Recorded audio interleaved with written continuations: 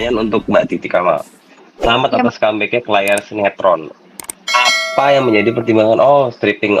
Apa yang menjadi pertimbangan untuk terima stripping lagi? Apakah perlu izin kepada anak-anak dan bagaimana cara beradaptasi dengan ritme kerja stripping dan pemain-pemain lainnya yang mungkin baru pertama kali main bareng? Oke, mungkin lebih ke ini Mbak. Mungkin kan Mbak Titi udah 3 tahun tuh ya nggak pernah stripping. Sekarang balik lagi stripping. Itu ada yang berubah nggak? Harus adaptasi nggak? Karena biasanya Mbak Titi kan ngurus anak-anak di rumah lebih mudah. Sekarang stripping kan terbatas. Memang tadinya memang agak berat untuk stripping karena di waktu ya, kendala waktu. Ada beberapa kemarin yang nawarin untuk stripping, tapi ada yang syutingnya di luar kota gitu setiap hari di Cisarua. Terus ada juga yang nggak bisa libur di waktu tertentu gitu. Jadi belum berjodoh sama produksi-produksi yang nawarin sebelumnya, dan juga waktu itu anak juga masih kecil gitu. Sekarang juga akhirnya minta izin sama suami, alhamdulillah dapet. Terus waktunya coba juga. Christian gak ngizinin, coba. Wah, gak ketemu. Gak ada satu cinta dua hati. Iya, gak ada. Ada satu cinta dua Dan hati. kita mungkin di Bali. Enggak syuting ini di Bali. Satu cinta dua Christian Sugiono. Andrew sama Lucky boleh serius nggak? Enggak. Oke, iya, Mas. Iya. Kamu nggak lihat jas saya warna biru? Oh, iya. Jangan promosi, jangan. Oke, sorry. Ya, Gitu Mas. Tapi berarti saya thank you banget buat Christian Sugiono ya, yang udah ngizinin Titi Kamal syuting. Kalau nggak izin beliau, wah gue nggak bisa satu frame. Makasih Christian. Iya, itu Mas jawabannya, semoga ini. Jawab pertanyaan. Kalau ritme kerja stripping dengan pemain-pemain lainnya gimana Mbak? Ini kan tadi ada pertanyaan tadi. Ya tadi kan tentang adaptasi ya. Ini kalau ritme kerja stripping dengan pemain-pemain lainnya yang mungkin baru pertama kali main bareng gimana Mbak Titi Kamal? Balik aja di bang. Iya, jadi karena sebenarnya nggak beda jauh dari stripping aku yang lalu-lalu Mas. Kita kenalan, terus semuanya juga baik-baik dan kita bisa bekerja sama dengan baik dengan mereka gitu. Ini memang aku harus sadar sebenarnya nggak beda jauh sama produksi film dan lain-lainnya. Kesuksesan sebuah produksi memang semua keterlibatan dari seluruh pihak, dari penulis cerita, sutradara, pemain, cast, kru, semuanya, sampai pokoknya semuanya. Jadi kita makanya sadar betul, aku sama teman-teman pemain lain benar-benar ayo kita di sini nggak beda-bedain, nggak ada geng-gengan, nggak ada apa, kita bersatu padu semuanya untuk bisa bikin produksi yang terbaik gitu. Jadi emang seneng banget ya, semuanya welcome banget gitu. Iya, halo apa kabar Mas, Mbak Eva, Mas Rizky. Boleh ini ya, perkenalan karakter dulu deh Mbak Eva sama Mas Rizky, terserah mau siapa dulu, tadi masing-masing udah gitu. Ya, Kak Eva silakan. Kak Rizky. Silakan Kak Eva. Oh baiklah. Yang paling muda dulu ya. Oke. Silakan. Aku di sini karakternya di awalan baik ya. Maksudnya seorang wanita yang kaya, anak orang kaya, yang kalau misalkan mau bahagia ya dia harus bisa melakukan segala cara. Kayak anak manja gitu kali ya. Sampai akhirnya ketemu sama Fahri dan dia bukan menjebak sih, tapi ya mungkin bisa dikatakan menjebak juga ya, membuat Fahri menjadi suaminya karena kan dia ada accident lah ya gitu sama Fahri. Nah, Tania kan nggak tahu nih si Fahri ini kayak gimana masa lalunya gitu. Tapi kayaknya kalau sampai Fahri ketahuan masa lalunya, kayaknya Tania juga nggak bakal bisa menyerah begitu saja. Wow. Tahu lah, kamu nggak akan bisa. Aku tahu masa lalu Fahri itu kamu semua, tapi aku adalah masa depannya Fahri. Oh. Ngomong-ngomong, accident sama Fahri ya, accident ya.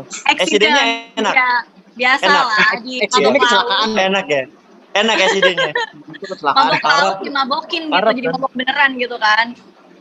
Oke. Kalau karakter Fahri sendiri, dia itu memang sejujurnya orang yang sayang sama keluarga dan rumah tangganya, dan ada beberapa alasan yang membuat Fahri sampai terkesan jahat sama Salwa, dan memang salah. Ayah, awas itu mobil belakang ya. Mobil belakang. Aman, lagi macet. Ya oke. Lagi macet. Lebih ke arah si Fahri ada tawon tadi. ada kesalahan Fahri yang lebih fatal yang membuat Salwa dan anak-anaknya kecewa. Gitu. Tapi nanti akan dijelaskan kenapa dan seperti apanya. Gitu. Kurang lebih gitu. Oh, berarti itu plot twist yang tadi dijelasin di awal ya, banyak plot twist rahasia-rahasia setiap karakter. Iya, betul. Ya, tadi kan cerita kalau ini pertama kalinya berperan sebagai ibu yang anaknya itu udah beranjak dewasa ya atau lebih dari 10 tahun. Nah, sedangkan Juna sama Kai ini kan belum 10 tahun ya Mbak. Nah, jadi gimana cara Mbak Titi biar mengenal karakter Salwa ini, gimana sih cara jadi ibu yang anaknya beranjak remaja itu caranya Mbak Titi gimana? Terima kasih. Iya, makasih Mas Glenn. Iya, aku harus bisa menyesuaikan sih.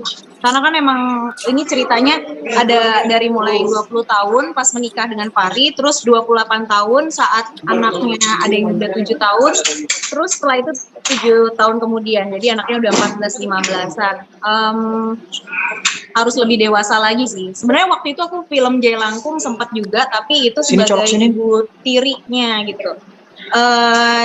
Ya menyesuaikan aja sih, banyak pendalaman juga sama Rifki ya, waktu itu yang jadi Fahrinya juga. Iya, siap. Rifki. Jadi ya banyak-banyak. Jadi lebih banyak pendalaman dengan sesama karakter ya gitu ya Mbak ya?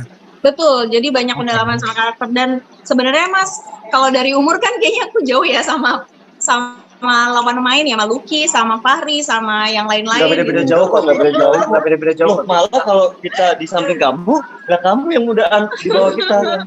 Gitu. Iya, jadi harus menyesuaikan nih. Nah, kalau dari Mbak Titi sendiri melihat pemain lebih muda, itu emang merasa awalnya, aduh, gue kok ngerasa tua gitu enggak? Atau gimana Mbak Titi? Udah jalanin aja. Ada nggak sih perasaan kayak? Enggak sih, ya nyesuain aja. Gitu. Ya Mas Rifki, ini kan udah cukup lama ya, Mas Rifki udah nggak ada di layar SCTV ya. Udah cukup lama juga kayak Mbak Titi Kamal kan ya. Berarti ini momen comeback-nya Mas Rifki juga ya di SCTV ya, stripping, bener nggak sih? Betul. Terakhir tuh kayaknya 2018-an kayaknya ya terakhir syuting. SCTV waktu hijrah kan, Cinemark ke SCTV. Iya. Ya sekitar terakhir kayaknya aku 2018, berarti udah hampir 5 tahunan ya. Aku melanglang buana di tempat lain. Oke, alasannya apa Mas Rifki nih mau stripping lagi di SCTV? Iya, apa alasan comeback-nya nih? Mau stripping lagi di SCTV? Karena ditawarin main sama pemain-pemain yang hebat-hebat, sama Tikam, sama Lucky Perdana, ada Andrew, ada Boy Hamzah, Kak Eva Anindita nih. Gue 2010, kok nggak salah ya Kak ya. Kita syuting ya Kak ya. Oh itu syuting itu ya? Di sana Kak Eva. Ini rasanya ya? Ini karakternya. Andrew jangan bercanda dulu Andrew ya boleh. Itu lagi satu doang ya kayaknya ya. Iya, sama Kak Eva udah dari 2010 dan ceritanya pun juga kompleks, bagus banget, gue suka sama ceritanya. Jadi mudah-mudahan ceritanya bisa diterima dengan baik oleh masyarakat. Amin. Karakternya Mas Rifki sendiri kan lumayan jatuhnya tuh apa ya? Antagonis juga, tapi kan belum kejawab juga kan kalau di situ kan jahat dengan Salwa kan. Nah, betul. Karena di sini nanti akan diceritain karakter per karakter dan semua karakter punya rahasia sendiri-sendiri, punya puzzle yang belum perfect gitu. Ya. Ada Ridho punya rahasia apa, si Andrew Andika punya rahasia apa, Fatan, Boy Hamzah punya rahasia apa. Dan juga Titi Kamal sebagai Salwa punya rahasia, dan juga Naila anak-anaknya juga punya rahasia gitu. Jadi karakter per karakternya kuat, hebat banget sih yang bikin skenario nya. Berarti bisa dibilang yang kita ngeliatnya episode awal antagonis bisa jadi protagonis, begitupun sebaliknya bisa jadi plot twist-nya kayak gitu. Ya, pokoknya di setiap episode tuh banyak surprise pokoknya. Kita aja yang baca skenario tuh kaget gitu.